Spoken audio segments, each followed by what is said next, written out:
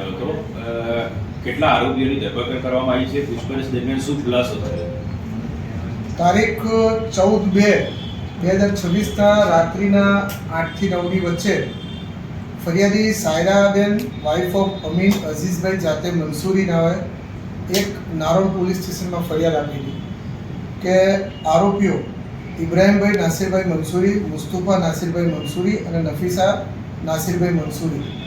ઇબ્રાહીમભાઈ પોતાના સસરાને પોતાની વાઇફ અહીંયા પિયરમાં આવ્યા પછી પરત મોકલતા નથી તેમ કહી અને ઝપાઝપી ઝઘડો કરેલો, ગાળાગાળી કરેલી અને પોતાના ભાઈ તથા મધરની સાથે રહી અને આ મરણ જનાર છે જે અઝીઝ ખાન સિદાર ખાન મંસૂરી ઉંમર વર્ષ 55 એમને ગંભીર ઈજા પહોંચાડી છરીથી અને મોત નિપજાયેલ છે.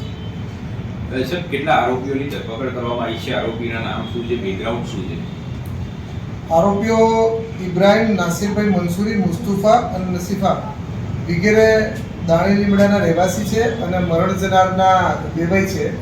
સામે એમના દીકરાના વાઇફ છે એ અહીંયા પિયરમાં હોવાથી ઘણા બધા દિવસનું રોકાણ કરેલ હોય અને એનાથી નારાજ થઈ પોતે સાસરીમાં આવી અને પોતાના સસરા ઉપર હુમલો કરી અને મદદગારીમાં એમનો ભાઈ અને તેમની માતા પણ સાથે રાખી અને ગુનો આચરેલ. ત્રણેય આરોપીને પોલીસે અત્યારે અટકાયત કરેલ છે અને પૂછપરછ ચાલુ છે.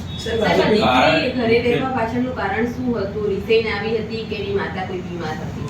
એમને આયેશાબેન એટલે કે જે મરણ જનારના વાઇફ છે એમને બંને કિડનીમાં ડાયાલિસિસ ચાલતું હતું. વળી એમની બીજી દીકરી હતી એ પણ પ્રેગ્નન્ટ હતી, એને પણ બાળક જન્મેલું. એ બાળકમાં સિઝેરિયન પછી ઓપરેશન પછી બાળક આવેલું.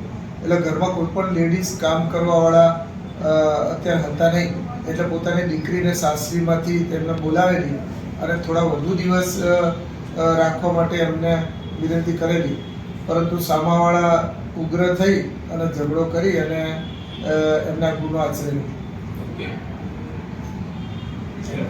બાળક તો ડિલિવરી પછી સીધા પછી જ આવે.